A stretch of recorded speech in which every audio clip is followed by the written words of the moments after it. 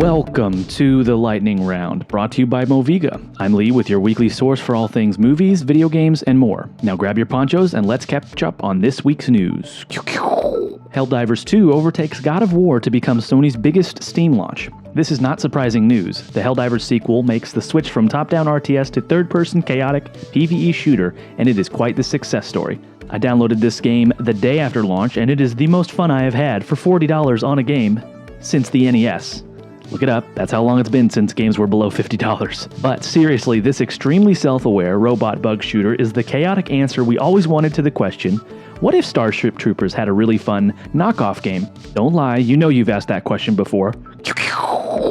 PS5 reportedly has outsold Xbox Series X and S 2-1. Now I'll be the first to admit that the whole concept of a console war is ridiculous and is anything but good for the consumer. As time goes on, I feel that PlayStation and Xbox are proving that they have different goals when it comes to gaming and consoles. Furthermore, other recent Xbox news seems that they may be giving some previously Xbox exclusives over to the PS5 and potentially getting out of the console game and jumping entirely into Game Pass. Could this be Microsoft playing chess and getting way ahead of the competition with less hardware / cloud gaming and finally get streaming right? Only time will tell, but can we please finally stop arguing about the console wars? Just enjoy your games and stop judging people. Gosh!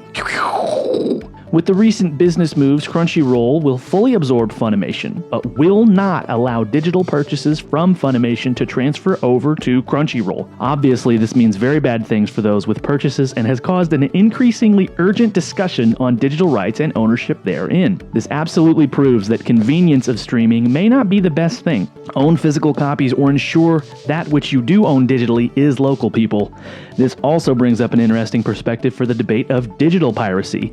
The old adage of, you wouldn't download a car, is not only more practical and possible these days, but actually doesn't seem quite as vilifying.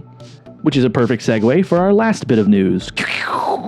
Skull and Bones is finally launching this week. After 7 years, the Ubisoft game that technically stemmed off of the Assassin's Creed franchise is finally here. The beta is currently live as of recording, and it's fine. I can't say that I'm excited about another live service game from a AAA company that tries to tell me that $70 price tag will be worth it in the long run, which was a quote from their CEO.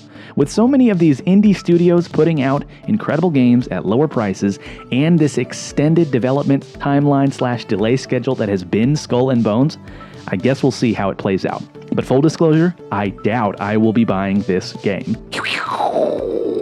Well, it looks like the storm has passed. Be sure to check out the Moviga podcast on Spotify, Apple Podcast, or anywhere you listen to that sort of thing, where we're talking all things movies, video games, and more. I'm Lee, and thanks for joining me this week for The Lightning Round.